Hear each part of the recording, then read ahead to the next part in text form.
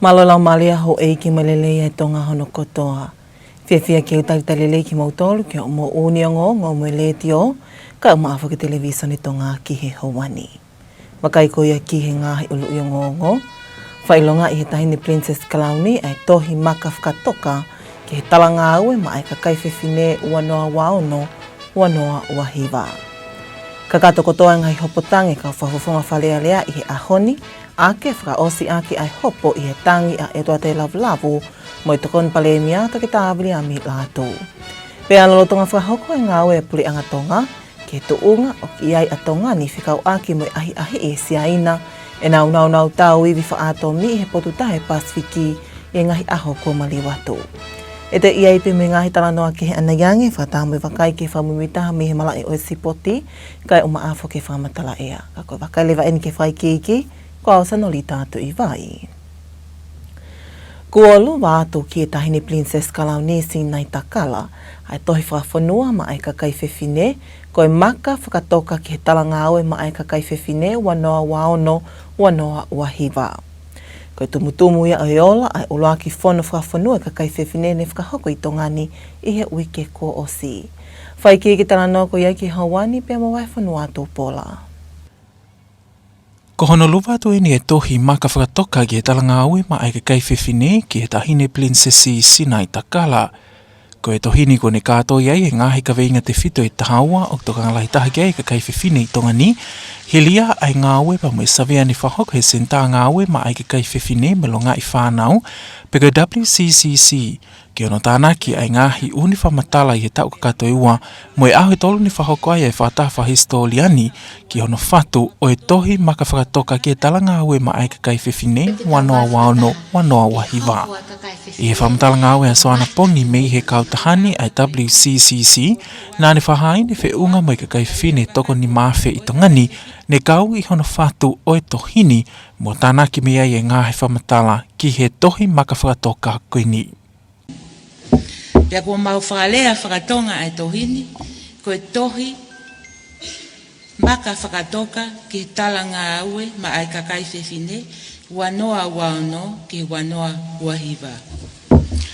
O whakahoko ai tohi maka whakatokani, ke ho ata atuai ai ngahi leo o i kakai whewhine, me he tapa mo turiki kotoa o whonuani, pea mo e ngahi ka venga whakamahu i ngai, kua tari mo loto taha ki ai kau whafofonga o kakai whewhine, me he otumotu to, me ngahi otumotu kotoa o Tonga. Nai whakamooni, pia whakateunga aki ai ngahi whakotuuni, me he ngahi talatala noa, kai umaa, ngahi whewahewahe aki, whakawhonua, pia mohu whounga. O kau ki ai ngahi whonosi ine whakahoko atu ki ngahi wāhenga, mo ngahi tūku i kolo, whonolahi whakawhonua o e ahondi, ma ai kakai whewhine, pia moeola o savea o ngahi leo o kakai whewhine, e toko ni mawhe, ni whakahoko i Novema wawhe wawha, o osi ki Novema o wawhe wanima. O kuhoko ai ngahi whakahoko ngā weni, ke ni whakahaa tonu mai, ai taha o ngahi fuafua tā langa lalahi, mo e wahe whakakaukau, kua lawai e kakai whewhine o Tonga. O whakatoka ngai e he tohi whakatokani, ai kehe o ngahi ausia ai kakai whewhine, pia i he taimi tatau o kune whakamooni i mai ai whenā pasi, mo i whai tatau ai ngahi tukupā, ko e ni ke tauhi mo ngā wei whakautu mauku, ki hono fōu hatonga o iai ai ngahi whainga maari e mai kakai whewhine, mo i whanau whewhine, ke nau nofo malu, whakamahu i ngai ho nau ngeia, pia pehe ki he nau inasi i he vahe tau. Ne te whahae pongi koe ka veinga te whito e tahaua whatoka he tohi koe ni, kau kia e whakangata e masiva ango i he kakai whewhine, whakaivia wha ekonomika e kakai whewhine. Mau tokoni mo mau whainga maalie ke mo uilelei, a kau me whalakalaka, ta ofi e taha mo whamamahi i o kakai whewhine mo whanau whewhine, malui mo whakaivia e tautupu whewhine. Ta tonu e kakai whewhine ki he kelekele, ko e taki a whawhine, wheliuli waki ai e a mo e atakai, whawhepaki e wesia tamake e whaitoko na tampu, pea mo e ka veinga whalukfua tokanga i kina i e kakai whewhine whainga tā ia, whataha mo hono whakaivia e ngahi whamili mo nofo he tūku i kolo. Kei uhi koe mahu inga e ngahi ka veinga e tahaua i he tohini ne te luvatu e tohi maka whaatokani ki he pule anga o whahai he tokon palemia to ke tāwili ami waske Latu. Aona tali he pule anga ai tohini whataha mwe nau tupa ki hono whai mia e kai whiwhine. Tukupa e pule anga whakataha pe moki mou tolu ho e kwhawhine o ku mau tukupa pe mo pule anga tonga. Ke mau whai ho mau lere i taha i he tawhaaki kotoa pe mo ui. Tene whai toko nia mo whakai via, ai tuku pā o ku tohi he maka whakatoka koe ni. Ka ne puaki mai ha tonga, o ku whoki peke ngahi, meri utu pu ai whonua. Ha tonga o ku merino, ha tonga o ku tu uroa, ka ko ha tonga o ku kei o tua pe tu muake a sihova. O ku mahino koe tohi whakatoka pe eni ki he ngahi ka veinga o tokanga kina he ka kai whiwhine, ka e toi whatupa mo e tohi ki he whaunga e tataki pa mo whahoko ake ngāwe i he ngahi mahina ka hoko mai. Kai kehe koe whataha angalahi koe ni koe ulaki taimi whokia ke whahoko ai ha whono whawhanua i tangani ma ai ka kai whiwhine, ai ne tataki e senta ngāwe ma ai ka kai whiwhine mo longa i whanau pe koe WCCC o whapaanga he ngai whaskeltale pasiki pe koe SPC whataha mo pule anga a Australia. Ne whiunga mo i ka kai whiwhine toko ni maha whetupu ne na o kau mai ke whakatahani me he kotoa o e ngahi vai whanua e ono o Tongani. Mai ngonga le te o me televisione Tonga ko a vai whanua tū Paula.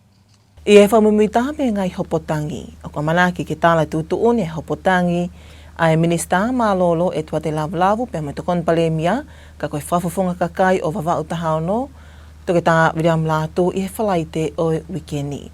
Ko hili eni e kakato ai hopotangi i he ahoni.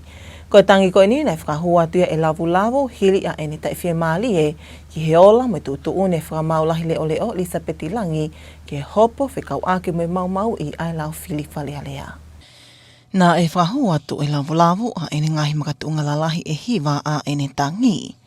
Nei whakahoka tātalaki lavulavu a eni ngahi whakamalanga ki he makatunga a eni tangi.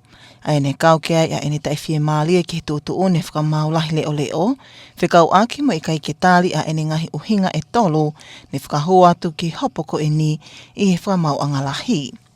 Ne kau ke whehu ia lavulavu ai tūtuuni e whakamau leo leo langi, ne kai ke whenapasi a ene tūtuuni o whakatatau ki he lao. I ka ingatai ne tau kawa i e lavulavu ai awhanga tuku ai hopoko e ni. Kāna e te eki ke tuku atu e toke tā Latu haani tāli ki ngahi tuku a ki ina e whakahoko ki ai. Ne toi tau kawa i mālohi whoki lavulavu o iaia e ne tui o ki kai whakalao ai whoaki e hakanti te iti hapaanga tokoni ki a whahinga siasi o i kai whatupaanga. Pe ko hasino ngāwe i kai whatupaanga, ai ane makatuunga a ene tau kawe ko e ni me he whoaki toke tā Latu ai paanga e ni mangeau ki he konseti e timi akapulu o lei mātua e aho tahatolo Novema o e tauko o si. Ne muimui atu i ne whakamalanga koe paanga ko e ni ne te eki ke tuhu i pāu mai, pe koe paanga me i he whalealea whakawahenga, pe koe paanga toko ni tau ataina pe ato ke tā Latu. Nā e hoko atu a ene whakamalanga kana e pehe e whakamau, ko e tangi ko e ni. O ia e whengamālia lavulavu ke te whakahua atu ha ane ngahi poini tau kawe whakakikihi ke ngahi mea na ane te eki whakahua atu ke whakamau angalahi, kāna i kai ke tāli lavulavu ke te whakahua atu ha ane poini tau kawe whakakikihi. Nei hoko atu ke ngai whehu i whakawhihi me kau whakamautangi ki a lavulavu, kana i kai ke tāli pe whemālia lavulavu ke ngai whehu i whakawhihi ko ia. Kai ke hena tuko te whengamālia ke whakailoa, toki tā William Latu ane pehe o i kai ki te iai ane tau kawe mehe ene tawhaaki, ka nā ane kore atu e ngai whakamore whakapaanga ke hopoko e ni ke totongi pe e he talatalaki. Nei kai ke tāli talatalaki lavulavu a e kore ko e ni, pe ana ane kore pe ke whakamautangi ke owa e tali a e kore e whakailoa toki tā Latu. Nei pe whakamaunga tangi e i kai ke whaiha tūtuuni lewa pe ko hai tene totongi whakamole ai hopoko e ni i he ongo tawhaaki. Ka nani pehe kia lavulavu, ko ia o kulolotonga tangi, pe ka pau e iaiha ane whengamari ke i kuna i he hopotangi ko e ni e tok whakahua atu ha ane kole ke totong kotoa e toke tā Latu ai whakamole. Kai ke hena tūtuuni e pehetu i whamaulahi Honourable Malcolm Bishop KC, ke toki tāle tūtuuni ai hopotangi a e toa te lavulavu mo toki tā William Latu i he whalaite o wikeni. Kai ke he koe kotoa ngahi ola, pe koe tala tūtuuni e hopotangi e kau whawawhunga kakai, ai nei whakahoko he wike ko o si e toki tala kotoa ia i he tuapule lulu o wikeni. O kulotonga whakahoko ngā ue puli anga ki ono whapapau i tuunga o ki he tongani whikau ake me ngahi o ngongo kua tuku mai ni ahi i e siaina a e nā wiwi nau tau whakaatomi i he potutahe Pasifiki i he wike ko o si. O ko mahino pe kua whakahahe kautake ngai whanau Pasifiki e nau tae whie maali e ki ngā unu ne whakahoko ko eni siaina o take mai ai a Australia mo New Zealand. O ku tukua ki i whoki he kaumatau politikani ni ihi, ko e tesi ko e nine whakahoko siaina ko e kawei ngā ia ne whuoloa pe honu whawhipaki he kautaki, ko e uhiok i kai ke nau whie mau ke hoko e wāhenga Pasifiki ko hawheituu ahi anga o e ngahi nau tau ko e ni. E whakataha mo ka whai o ngongo e whaka o singa e weekend e whakahae skalitali pule le ole o, mo e skalitali le ole o ke he kabineti a kanesta auwha, ai tuunga o ki ai ngā ue a tongani o whikau aki mo e kawei ngani. Te u whakahoko atu pe, o ku oslo tonga whai e ngā ue ki ai, ai e palemia, ka o maa ai tamapilinisi, ai ka koe eiki minista ki he kimuli, pea moe malui. Ko ngā ue koe ni o whai whataha ia pa moe ngā ue i he ofisi koe ne secretariat me fisi, pea o koutui e waweni pe, ano whakahoko atu ai ngahi tohi pa moe ngahi position atongani kia teko mo tola media, ka koe ngā ue o kulola tonga. Lele pe talme a koe na e hongo mai ai tesi na e whakahoko e si aina i he potahi Pasifiki. O ku mahino ne whakahoko e siaina ai tesi ko e ni i he wike ko o si hili e whakahoko pe whamuoni a lea pau e palemia o Australia Anthony Albanese mo e palemia ofisi Stephen Rambuka ki a tuku pātalite malu i whakawāhenga o e Pasifiki. Kai ke he ko whakahai Amerika mo e nau tai whie maali e ki he ngā ue ne whakahoko e siaina ko e ni ki he ahi a e nau tau ki he potutahi o e Pasifiki. Pea ko hamusi he talabou tonga ta o hongfulu mahiwa mi longo teme kai nofo Nu'usila ko Samuela Mataele ai kona o e wheau hi lahia Nu'usila ma e kauhiwa le o tuuki mo ataha e whanua. Ko i kona Mataele a pale uluaki o e wheau hini o kune hamusi whakataha ia mo e pale pa anga e ni mano. Whai kika talanoa ko e ki hawani mo wai whanua tūpola.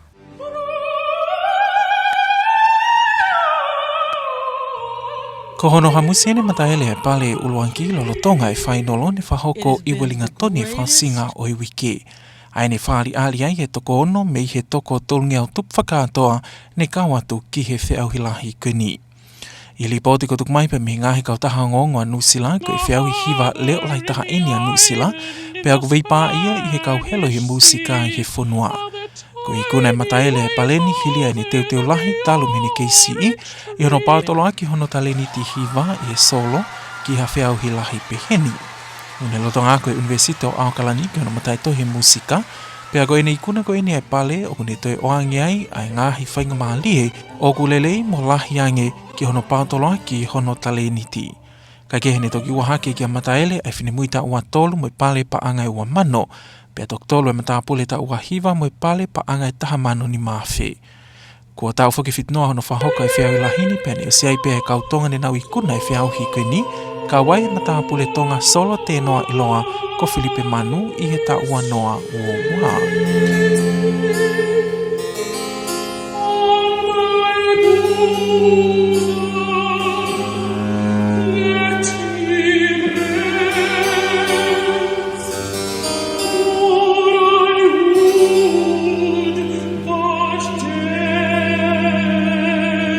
Tio me televisione Tonga, ko au vai whanua tūpola. Uni o ngongo whalotu whanua ki Hauan, te tau whakailewa eni, ke he whamumitaha me he mala e o sipoti o kahili eni whahokatuia e popua aho.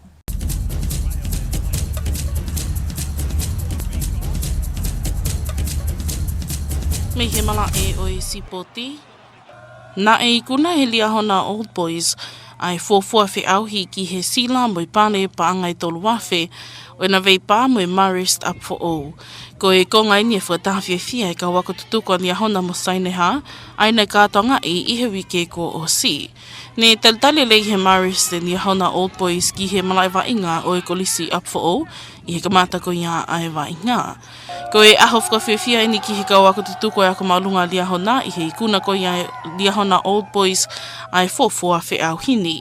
Ne kamata pe ai whamamahi i he liahona Old Boys i he uluaki kuata o e wainga o au ki he mālolo o ku keitake timi a ahi ko e hongo fulu ki he noa.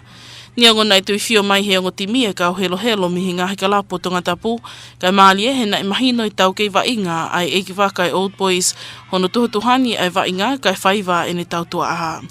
Ne whokihi fwoi ko ngā whakaosi mo e mahino e whengai i ngā whoi whetu me he timi toko whitu whakawhanua i hono tau whale i he timi talitari o ka kato e taimi ko i kuna e timi a ahi ko e wahiva ki he whitu ai marists. Nā e whakamalo i ai pehe whai ako e niahona Old Boys isi whatani ai whepopo waki me he kau ofisiade ai Marist Up for All i hono tani ke kamata ai whe ahuini i he tau e nima ka hoko mai. Nā e whake e peki he niahona Old Boys ai sina o e whe auhi whakataha moi pale paanga e tolu wafe, kai whaki ki he Marist te pale paanga e wafe. Kai ke hene whamalo i ai pehe tokon Palestini e kau taha ko tutuko liahona Stephen Whehoko ai wa inga whakaholo mamata me he ongo timi, mo i tala monu ke ngahi whe auhi o kuhanganaki mai me he kaha o. Pea koe sipoti pea ki he howani.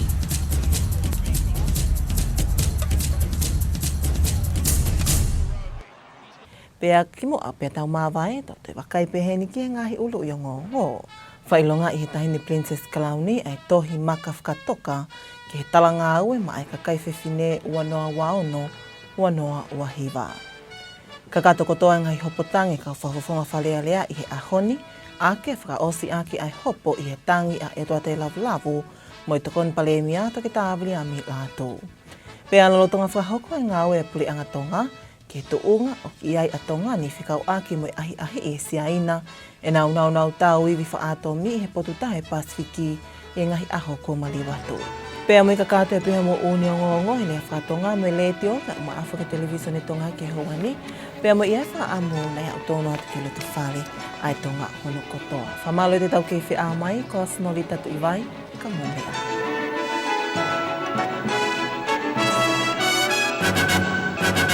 Good evening and welcome to another week with Radio and Television Tonga News. I'm Popua Aho with your English news package for this Monday evening, July 13th. Today's top stories: Her Royal Highness Crown Princess Sinaitakala launches Tonga Women's Platform for Action following the first National Women's Whono. Election appeal cases conclude today with the appeal case in relation to Vava'o 16 between Etuate Lavu and Dr. Vinyami Latu. And the Tongan government yet to comment on reports of Chinese missile tests in the Pacific. These and more stories coming up, as well as a look at the sports scene and the latest weather updates. Now, here's the news in detail. Her Royal Highness Crown Princess Sinaitakala launched the first Tonga Women's Platform for Action 2026 following the first National Women's Whono last week, which gathered more than 300 women representatives from all across the kingdom.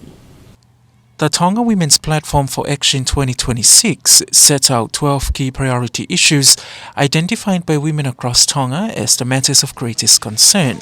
The document follows more than 2 years and 3 days of work by the Women and Children Crisis Centre, which gathered information and consulted women throughout the country before convening this historic conference. Swana Pongi of the WCCC also explained that to ensure the platform leads to measurable outcomes, participants agreed that a comprehensive implementation and monitoring framework will be developed within a month of the conclusion of the National Women Whono. The framework will identify responsibilities and indicates reporting arrangements to enable women, communities, governments and partners to work together in implementing and monitoring progress over the next 3 years. In recognition of the importance of the new developed forum, the foundation document was also presented to the government, where the Deputy Prime Minister Dr. Viliami Latu accepted the document on behalf of the government and affirmed the government's commitment to advancing women's empowerment and supporting the implementation of these priorities. Meanwhile, the conference was organized by the Women and Children Crisis Centre and funded by the Pacific Community or SPC and the Government of Australia. Paula, reporting for Radio and Television Tonga News. The last of the parliamentary election appeals was heard today, with the final case being in relation to Vava'o 16 constituency between the MP Dr. Latu, also the current acting Prime Minister, and his fellow candidates in the 2025 general election, Ituate Lavu. Lavu filed the appeal after expressing dissatisfaction with the decision of acting Chief Justice Elizabeth Ilangi in the case concerning alleged breaches of the Parliamentary Election Act. In his appeal, Lavu presented 9 main grounds challenging the earlier ruling. During the hearing, Lavu personally argued the grounds of his appeal. Among his arguments was his objection to the acting Chief Justice's decision not to accept 3 of the legal arguments he had previously submitted in the case. Lavu also questioned acting Chief Justice Langi's ruling, arguing that her decision was not consistent with the law. In addition, Lavu argued that the High Court reached its final decision before Dr. Latu had filed a formal response to the allegation made against him. Lavu further maintained that it is unlawful for an election candidate to make financial donations to a church, non-profit organization or charitable body. This argument arose from Dr. Latu's donation of 500 ba'anga to a fundraising concert held by the Leimatu rugby team on November last year. Lavu went on to argue that the source of that money should have been clearly identified, whether it came from the constituency development funds or from Dr. Latu's personal funds. As he continues his submission, the Court of Appeal advised that he still had the opportunity to present additional legal arguments on the matter that had not previously been raised before the Supreme Court. However, Lavu declined to introduce any further arguments. The appeal judges then questioned Lavu, but he did not appear satisfied with the issues raised during their questioning. The court then invited Dr. Latu to respond, and Dr. Latu says that he had no further submissions to make on behalf of his side, but requested that the submission application for costs of the appeal be paid by Lavu. Lavu opposed that request and asked the Court of Appeal not to grant Dr. Latu application for cost. The court said it will not make an immediate ruling on which party should bear the legal cost. It noted that because Lavu is the appellant, if he were ultimately successful in the appeal, he could later apply for Dr. Latu to pay all the legal cost. Lord Chief Justice Honourable Malcolm Bishop KC ruled that the court final judgment on the appeals of Ituate Lavu and Dr. Latu will be delivered on Friday of this week. However, the court will announce all the final judgment of all parliamentary election appeal cases together on Thursday this week. Government is reviewing the country's position following reports that China conducted a test of a nuclear-capable missile over the Pacific Ocean last week. Leaders across the Pacific region, including Australia and New Zealand, have expressed concern over the reported tests, but a government spokesperson has said discussions are still ongoing regarding Tonga's official stance on the issue before a statement can be released. Political analyst says the issue has long been a point of contention among Pacific leaders, who have consistently opposed the region being used as a testing ground for weapons of this nature. Speaking to reporters at the end of last week, the acting secretary to cabinet and acting chief secretary Nuku'alofa said this work is ongoing with the Prime Minister and Minister for His Majesty's Diplomatic Affairs to consider Tonga's position on the issue. She said the government continues to assess the situation and is working closely with relevant authorities in response to the reported missile tests. The reported missile test took place last week, shortly after the Australian Prime Minister Anthony Albanese and Fijian Prime Minister Steveni Rabuka signed a regional Pacific Security Partnership Agreement. Meanwhile, the United States has also expressed concern over China's reported missile tests. And a 19-year-old Tongan hailing from Longoteme, Samuela Mataele, has won New Zealand's premier competition for emerging classical singers, the Kiri Te Kanawa Song Quest. Mataele takes home the first place honours along with 50,000 New Zealand dollars.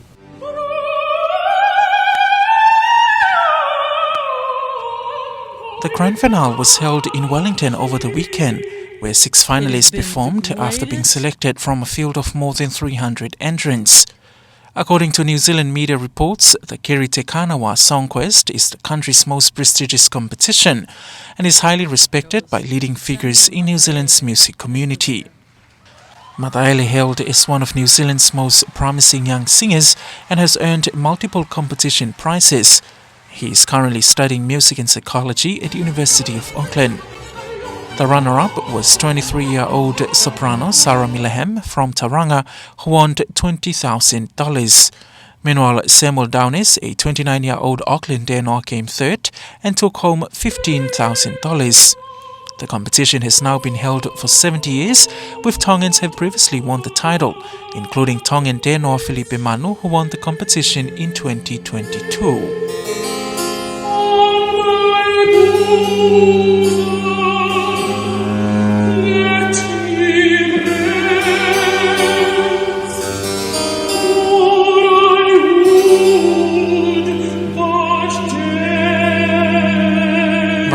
Paula, reporting for Radio and Television Tonga News. That's your local news for tonight. After this break, sports is up next.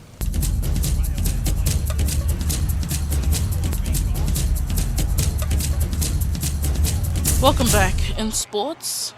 Liahona Old Boys won the inaugural Liahona Marist Cup, defeating Marist Up for All to claim the trophy and the 3,000 Pa'anga prize. The match was part of the celebrations held last week for ex-students of Liahona in Saineha. Before kick-off, Marist warmly welcomed the Liahona Old Boys to the grounds of Up for All College. It was a memorable day for the former students of Liahona High School, with the Liahona Old Boys claiming victory in the inaugural fixture. The visitors dominated from the opening quarter and went into halftime leading 10-0. Although both teams featured several experienced players from Tongatapu club competitions, the Liahona Old Boys proved the stronger team. Their game management and teamwork proved the difference throughout the match. In the second half, several members of Tonga's national sevens team also featured in the visiting team to put further pressure on the home side. At full time, the visitors had secured a convincing 29-7 victory over Marist. Liahona Old Boys coach Isi Fatani thanked Marist Up for All officials for their support in agreeing to establish the fixture as a regular event over the next 5 years. The Liahona Old Boys were presented with the inaugural trophy and the 3,000 Pa'anga winners prize, while Marist received the runners-up prize of 2,000 Pa'anga. Meanwhile, Liahona ex-students President Stephen Ifehoko congratulated both teams on the entertaining match and wished them all the best for future contests. And that was the latest in sports.